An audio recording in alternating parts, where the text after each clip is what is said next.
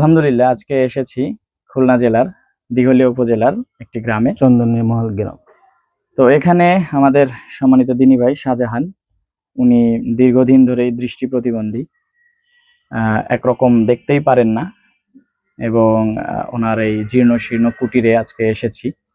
তো উনি ওনার শারীরিক অবস্থা, আর্থিক অবস্থা, পারিবারিক অবস্থা সকল কিছু মিলিয়ে উনি সম্মানিত শাইখ রফিক বিন লোকমান মাদানী হাফেজউল্লাহর কাছে একটি আবেদন রেখেছিলেন। সেই আবেদনের সূত্র ধরে ময়মনসিংহ থেকে এত দূর সফরে আমি এসেছি ওনাকে দেখতে, ওনার হাল হাকিকত জানার জন্য, ওনার দুঃখ কষ্টের সাথে নিজেকে একটু সশরীরে স্বচক্ষে পরিদর্শন করার জন্য। আলহামদুলিল্লাহ, তো আসলাম এই ভগ্ন কুটিরে।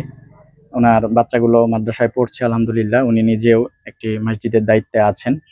আমরা যাদের দৃষ্টি আছে আমরা জানি দৃষ্টি কত নিয়ামত। আল্লাহ রাব্বুল আলামিন তাকে সেই নিয়ামত থেকে দূরে রেখেছেন, হয়তো এর চেয়ে বয়সী উত্তম প্রতিদান পরকালে ওনাকে দিবেন। আমাদের সাথে আছেন জালালউদ্দিন মাদানী। তো আমরা ভাইকে দেখে গেলাম এবং আমাদের পক্ষ থেকে দোয়া রইল, এবং শাইখের পক্ষ থেকে যতটুকু সম্ভব আলহামদুলিল্লাহ আমরা পাশে দাঁড়াবো।